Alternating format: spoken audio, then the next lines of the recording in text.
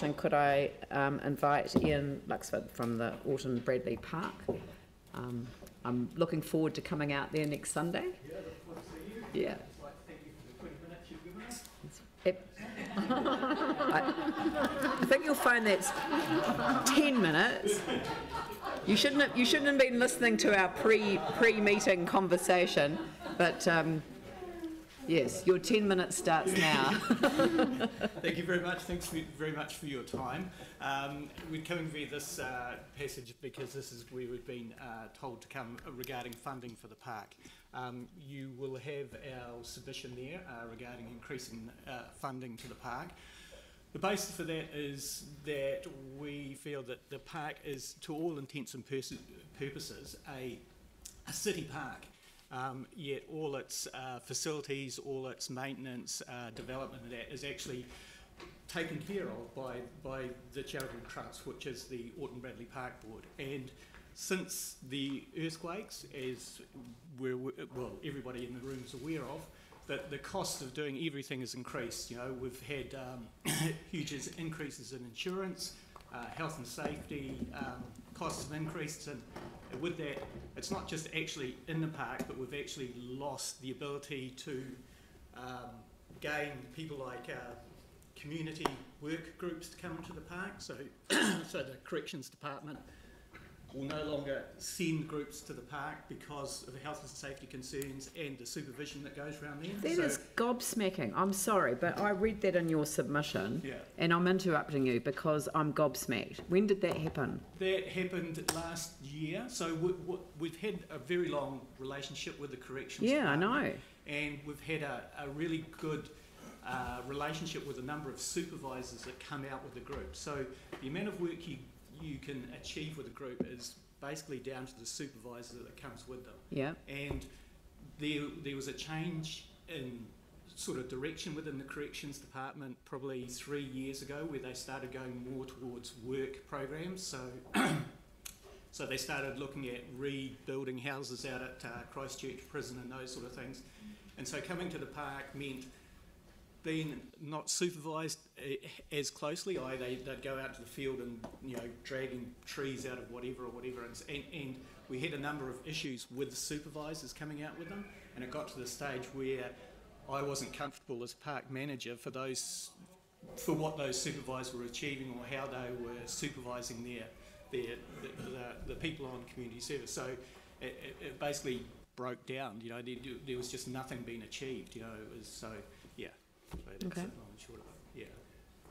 But as far as the hours, though, are concerned, we used to get up to 4,000 hours from community service workers. Yep. And we now get none. Wow. Sorry, I'm Simon Martin. I'm the chairman of the board. Thank you. Ian's doing a great job. Yep, sorry, and I did interrupt, but I was completely blown away by that.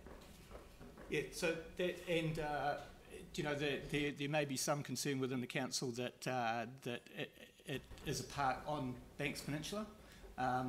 Surveys indicate that, you know, sort of over 60% of people actually using the park come from Christchurch City itself, so inside Christchurch, and then another 15% are sort of Banks Peninsula residents, i.e. Charteris, sort of Diamond Harbour, and then the rest of them are from either the wider Canterbury region or international tourists. So there is quite a range of people there. So it is a park for Christchurch residents, and as you may or may not know, it sort of covers, it's a sort of a cross between an English park and New Zealand native bush, so it's got a whole range there. So we feel, again, you've got a strategic plan there, that we try to achieve a balance between, you know, that ecological sustainability and biodiversity management and recreation within that quite a small space. So it'd be great for the council, well, more to the point, the ratepayers of Christchurch, to help support that vision, really. Yeah, so that's long and short of it.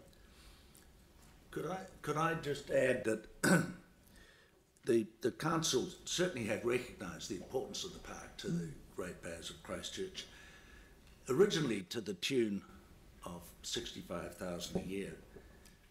which was reduced when we signed the MOU in 2012. That was reduced to 50,000, and it's since then that the costs have risen and risen and risen, and for all these reasons, that all the extra costs that Ian has outlined here. And it's really because of these increased costs and the low level of the council's contribution that we're seeking a much larger one. And we think that's fair enough and very important for the park's long-term survival. Happy for questions. Yep, all right. We'll open up for questions. Yanni. Cool, thank you for the submission and thank you for the work that you do. I have had the privilege of coming out and visiting on a few occasions, and yeah, I was really impressed. I just wondered, in terms of support, whether the requirement is for a regular sort of maintenance in terms of the hours that you've lost from corrections, or whether one-off sort of, you know, clean-up days or work days could be a way forward. E.g., some of us have requests from the student army looking for, the volunteer army looking for projects, for example, and I just wondered whether, again, you need that regular kind of hours, or whether a few times a year, big group of people coming in and helping, if that's something that could work. Yeah, no, thank you. I think there's a combination of both. You know, there's certainly big projects that would benefit from large groups coming in and cleaning up and planting and maintaining planting and all that sort of thing. But the park's open 365 days of the year, weather allowed, and we've got 2 full-time staff. And so that's maintaining all the facilities, tracks, you know, make sure that you know that people are talking with the public, you know, that public interaction and everything. So the actual, you know, increase in funding would help spread the load, because there's periods where we just can't be there because, you know, because you need a break, you know. So there is a requirement for some ongoing regular support, really. So yeah. Yeah, Tim. Thank you. Kind of leading on from what Yanni was talking about with regards to, you know, seasonal hits by a large group like the student voluntary army or something like that. The other side of that is, you know, we're a council and a city under a lot of pressure with regards to the funding. Yep. We've got a lot of issues recovering from the earthquake, which we're fully aware of. So just for the next few years, is there something perhaps your organisation can do? Because Orton Bradley Park's a fantastic place. I've been there with my family and friends, picnicking, etc. But to perhaps kind of pack it down a wee bit for a number of years, some of the areas that perhaps are high maintenance, and just kind of keep it in limbo as it is, so to try and kind of curb expenditure for a number of years. Is that a possibility? It depends. Yes and no. Depends, because you sort of get into the stage of with what do you let drop off the bandwagon. We've been really lucky in the park. We've got a really great group of volunteers who basically maintain all those historic buildings and that sort of thing. And if you were to, you know, and that's their interest, unfortunately they're getting older, and their ability to continue to do that work isn't there, and they're not willing to go further afield now. So if we want to, so that means we're drawn more into maintaining those historic buildings.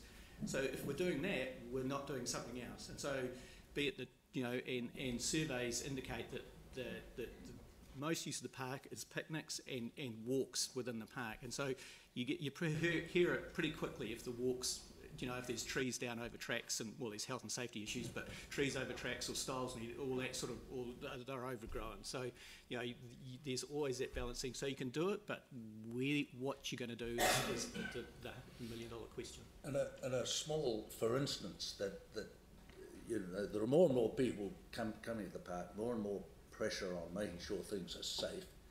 We spend now far more than we ever used to on an arborist, for instance, making sure that trees are safe. The trees are all growing older and less safe. So there's an arborist that, last year we probably forked out 12,000 to 15,000 a year, and it goes up and up and up each year. It's the expectations of the public which seem to grow, don't they? Well, we're on the same type. Oh, Yeah. yeah. So it's there. I just said something to you, but I meant Jonathan. Yeah.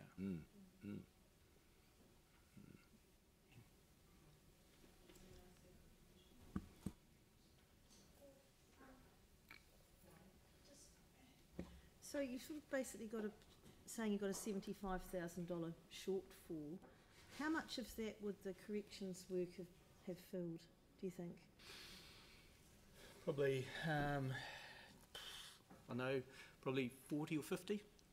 Right, a big bulk of Yeah, that. but particularly when you're, maintaining tracks and clearing area, it's particularly after large storms and things like that, then it's all in house, and they're doing the bulk of the grunt work, as it were. Right. Yeah. And it's health and safety, they can't. Yeah.